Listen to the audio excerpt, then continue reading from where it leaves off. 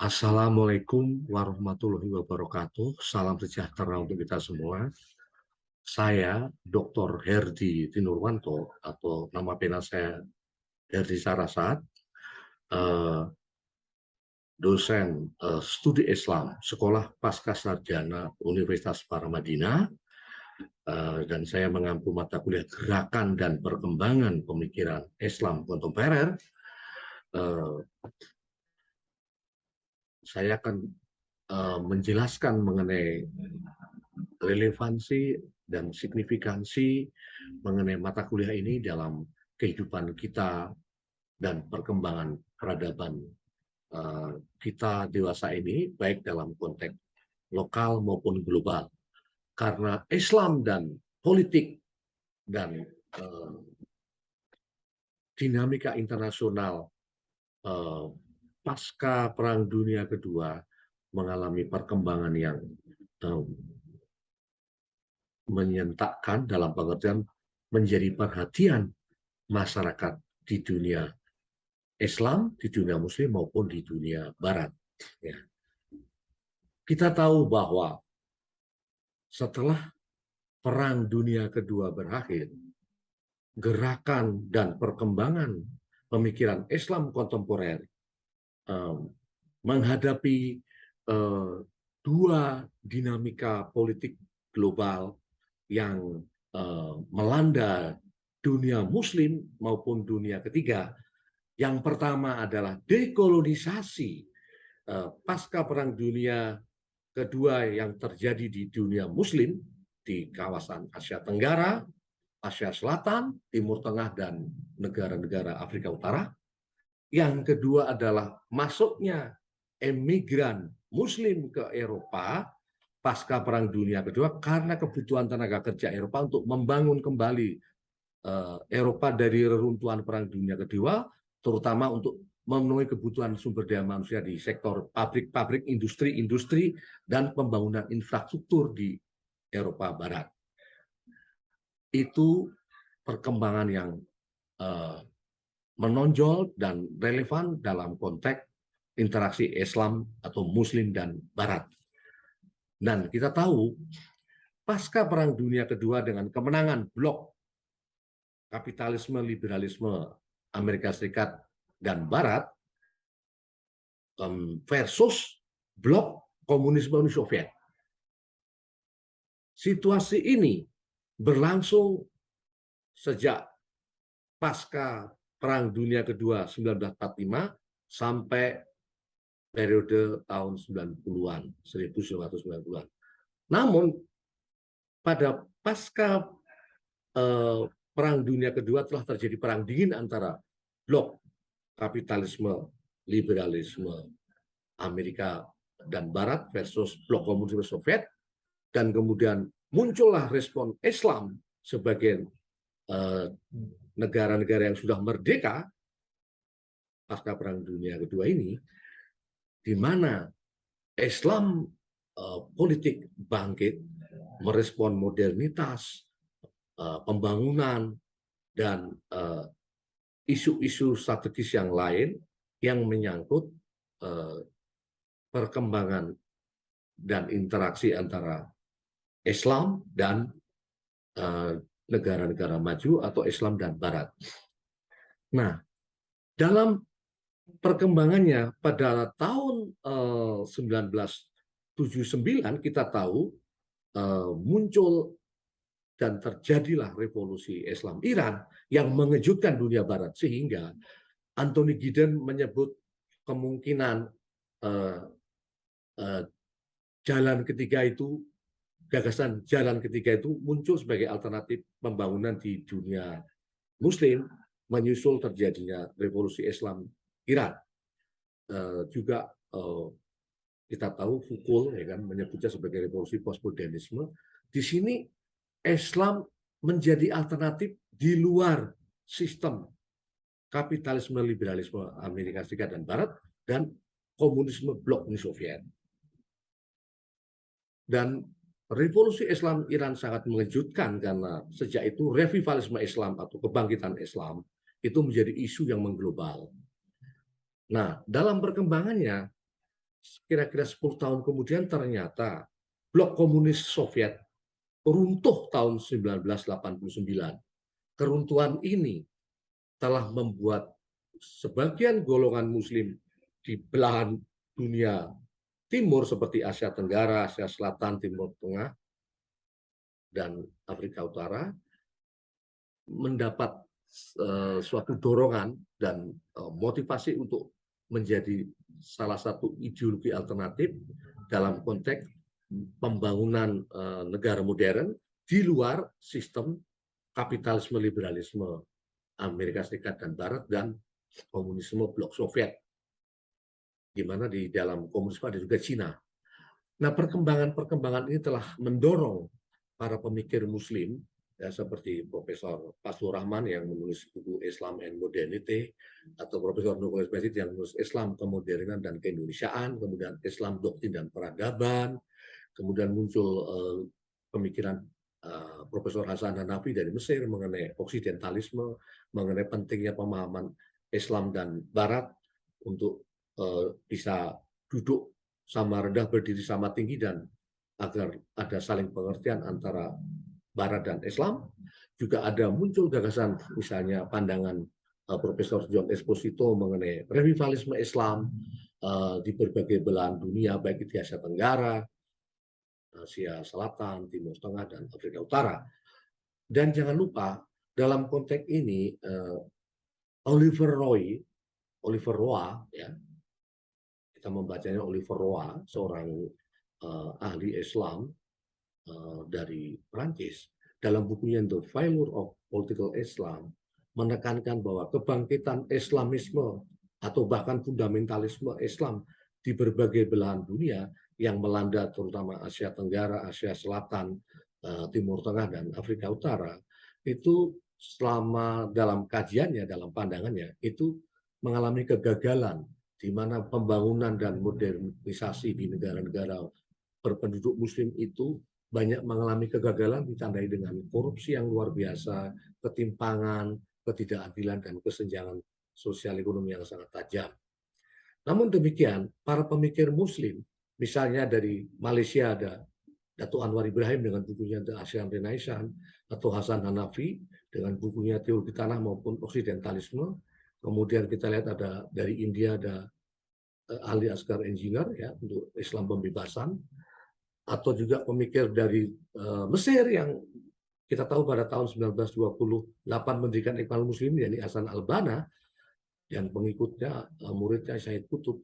Mereka mengajukan gagasan-gagasan Islam politik atau revivalisme Islam untuk mendorong kebangkitan Islam, menghadapi modernitas, menghadapi globalisasi. Namun menurut Oliver Roa, mayoritas negara-negara Muslim itu gagal dalam melaksanakan cita-cita Islamisme. Lebih banyak negara-negara Muslim yang menganut modernitas dan menganut ideologi negara nasional seperti Indonesia, kemudian Malaysia, kemudian Maroko misalnya, dengan konsep negara nasional bukan negara Islam seperti Iran, umumnya masih bisa bertahan membangun negara dan bangsanya melalui jalan modernitas, di mana pentingnya sains dan teknologi, pentingnya industrialisasi mulai merasuki, juga pentingnya pendidikan dari pendidikan dasar, menengah atas sampai perguruan tinggi, menjadi suatu jalan keluar dari keterbelakangan dan kebodohan serta kemiskinan yang dialami dunia Muslim pasca Perang Dunia Kedua, terutama setelah terjadi dekolonisasi di negara-negara Muslim atau berpenduduk Muslim. Dalam hal ini, mungkin ada pertanyaannya dari para mahasiswa, adik-adik sekalian, terutama menyangkut mengenai dampak. Kita tahu pada awal abad 21 terjadi bom BTC, ya, 9/11 2001 di New York, yang mengejutkan dunia Barat, dan di situ Samuel Huntington dengan bukunya Clash of Civilization menuduh atau menuding bahwa Islam dan Barat itu tidak akan bersesuaian, Islam dan demokrasi tidak kompatibel, dan di situ terjadi polemik luar biasa atas pandangan Samuel Huntington, juga Fukuyama dalam bukunya yang beredar, yakni The End of History and the Last Man. Itu semua telah mendorong para intelektual Muslim dan akademisi Muslim untuk menyampaikan gagasan-gagasan yang lebih relevan, kontekstual, dan tepat dalam konteks hubungan Islam dan Barat, dan Islam dan modernitas, Islam dan demokrasi, dan gerakan-gerakan Islam di negara-negara berkembang seperti di Asia Tenggara. Di kita ada NU Muhammadiyah, di India ada gerakan Muslim, di Pakistan juga Jamaat Al-Islami ataupun gerakan Islam Ikhwan Muslimin di Mesir, di Yordania ada Hizbut Tahrir. Itu semua mencoba merespon tantangan dan persoalan modernitas dengan cara masing-masing. Mungkin ada yang mau bertanya dari para mahasiswa, saya persilakan. Saya, Pak. Silakan. Silakan. Ya, Pak, terima kasih untuk kesempatannya dan sharing diskusi pada siang hari ini. Yang saya ingin tanyakan adalah, Pak, berkaitan dengan momen WTC 2001 ya, Pak, ya, waktu itu saya masih ingat September. Itu apakah dampaknya, Pak, dampaknya setelah kejadian tersebut sampai impact-nya sampai saat ini? Itu satu. Terus kedua adalah mengenai perkembangan Islamfobia. Apakah mengenai Islamfobia itu semakin decline atau semakin menanjak, Pak, mengenai Islamfobia nowadays pada saat ini? Itu saja, Pak, 2 pertanyaan dari saya. Terima kasih. Terima kasih sekali, Mbak Dona, mahasiswa pasca sarjana ya, studi Islam di Paramadina, yang saya lihat bersama teman-teman sedang tekun melakukan kajian mengenai masalah Islamfobia dan dampak dari bom BTC 2001 ini. Sampai hari ini di Barat terjadi polemik yang masih berlangsung, dalam arti apakah Islam kompatibel dengan demokrasi dan modernitas? Apakah setelah bom BTC ini Islamfobia terus berlangsung di dunia Barat, ataukah sudah mereda? Dan itu sebagian masyarakat Barat masih mengidap Islamfobia karena trauma dengan bom BTC, dan kemudian setelah bom BTC 2001 kan terjadi lagi di Brussels 2016, bom Brussels, belum London, bom Paris sekitar tahun 2016 sampai 2017-2018, munculnya ISIS tahun 2011 ya di wilayah Irak dan Suriah, juga membuat masyarakat Barat waspada dan cemas. Bahkan mereka masih mengalami Islamfobia atau melihat Islamfobia ini sebagai suatu pengalaman nyata di mana mereka trauma atau mereka mungkin sentimen anti-Islamnya menguat. Karena apa? Karena korbannya sangat besar di bom BTC, yang itu juga menusuk jantung Amerika sendiri ya. Dan kita tahu bahwa Edward Said waktu itu mengatakan dominasi Barat, hegemoni Amerika dan Eropa Barat terhadap negara-negara Muslim telah menimbulkan perlawanan, resistensi di kalangan the well-educated Muslim, baik di belahan dunia Barat maupun di dunia Timur. Dan dampak bom BTC yang mengejutkan itu sampai kita ingat Presiden Bush bilang the war on terror, either with us or against us, katanya. Kita perang menghadapi teror seluruh dunia. Anda bersama kami atau Anda berhadapan-hadapan melawan kami. Itu suatu statement yang sangat mengejutkan, apalagi Presiden Bush kemudian menyebut itu juga crusade, perang salib ya, sebagai penanda bahwa bom BTC telah menimbulkan ketegangan yang luar biasa antara Islam dan Barat. Relasi Islam dan Barat sangat terganggu dengan bom BTC 9/11 2001 itu. Kemudian kita lihat munculnya ISIS yang juga menimbulkan banyak korban ya, ribuan orang tewas di dalam perang ISIS di wilayah Irak, Suriah, telah mendorong masyarakat Barat mencurigai Islam sebagai kekuatan ekstrem ya, karena ISIS itu kan sangat ekstrem ya, sangat radikal, dan ekstremisme dari ISIS itu telah menimbulkan ketakutan dan kecemasan tidak hanya di dunia Barat tapi juga di dunia Muslim. Dan tadi yang menarik, apakah Islamfobia masih berlanjut sampai hari ini? di negara-negara Barat, terutama di Eropa dan Amerika, sebagian masyarakatnya masih mengidap Islamophobia dan menjadi tantangan bagi kita yang menganut moderasi Islam, Islam yang toleran, Islam yang rahmatan lil alamin, untuk bisa menjelaskan kepada Barat bahwa Islam bukan ancaman, Islam bukan terorisme, Islam bukan radikalisme. Kalaupun ada itu kelompok-kelompok minoritas dari kelompok radikal Muslim atau revivalis Muslim yang menempuh jalan kekerasan atau jalan ekstrem, dan itu pun jumlahnya sangat kecil sebetulnya, dan itu bisa diatasi oleh kerjasama internasional antara dunia Muslim dan dunia Barat, dunia berkembang dan dunia maju, untuk meredam dan mengakhiri atau meminimalisasi terorisme dan radikalisme, termasuk kerjasama antara dunia Muslim dan dunia Barat dalam mengatasi Islamophobia, di mana kita para intelektual dan ulama dari Indonesia, Asia Tenggara, Pakistan, India, kemudian dari Timur Tengah ya, Iran, dari Mesir, Maroko, Yordania, dan Afrika Utara yang lain seperti Aljazair maupun Tunisia, terus berusaha menyampaikan kepada Barat melalui forum-forum dialog, ya, forum dialog antar peradaban, forum dialog antar bangsa,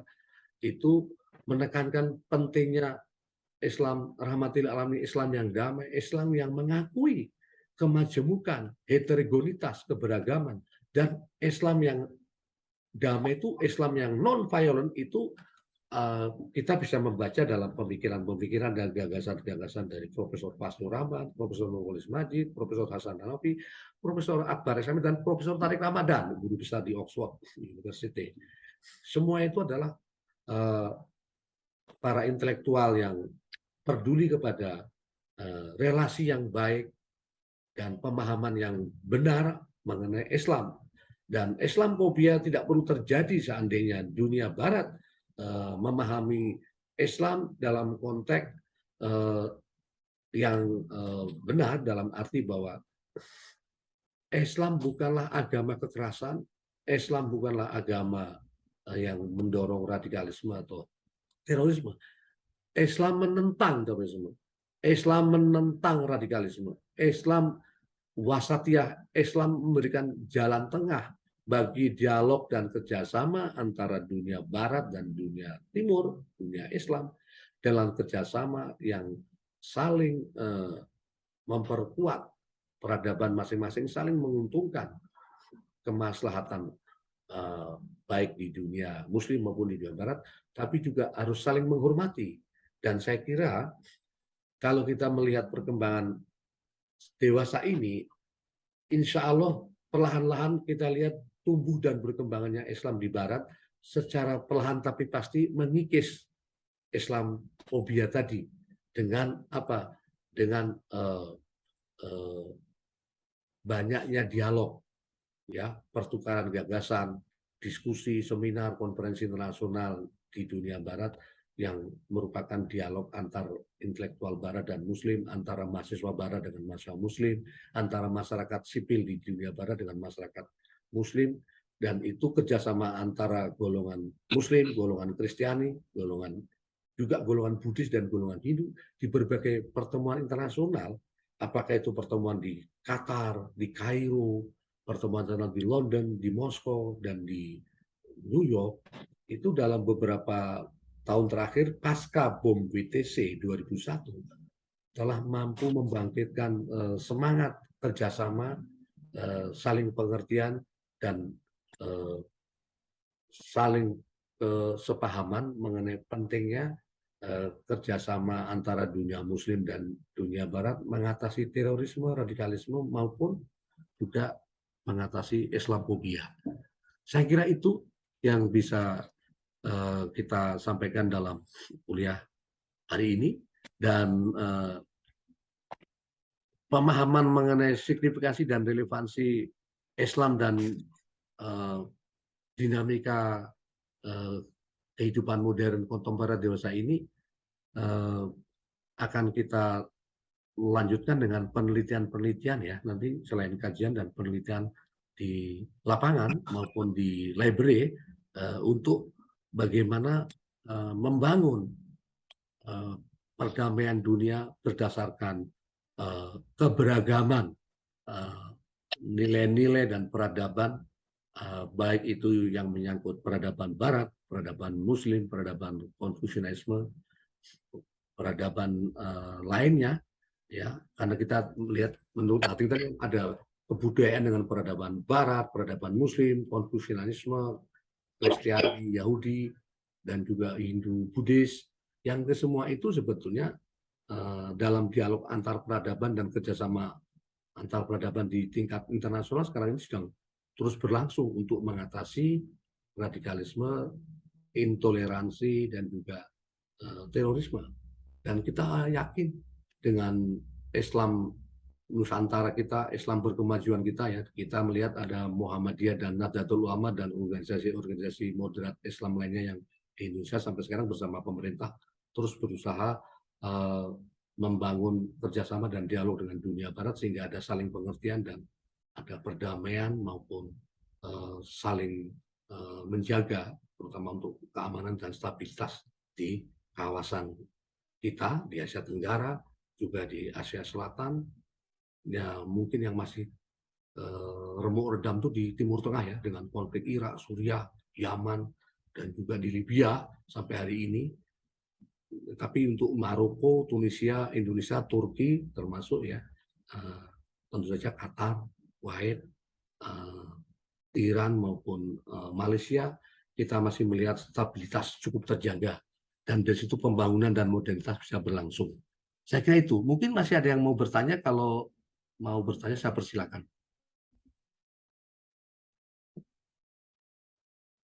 Kalau cukup, baiklah. Nanti kita lanjutkan di pertemuan minggu depan. Terima kasih atas kehadirannya. Wassalamualaikum warahmatullahi wabarakatuh. Waalaikumsalam. Terima kasih Pak Ferdi. Terima kasih Pak Ferdi. Sama-sama. Assalamualaikum warahmatullahi wabarakatuh. Bang Ferdi.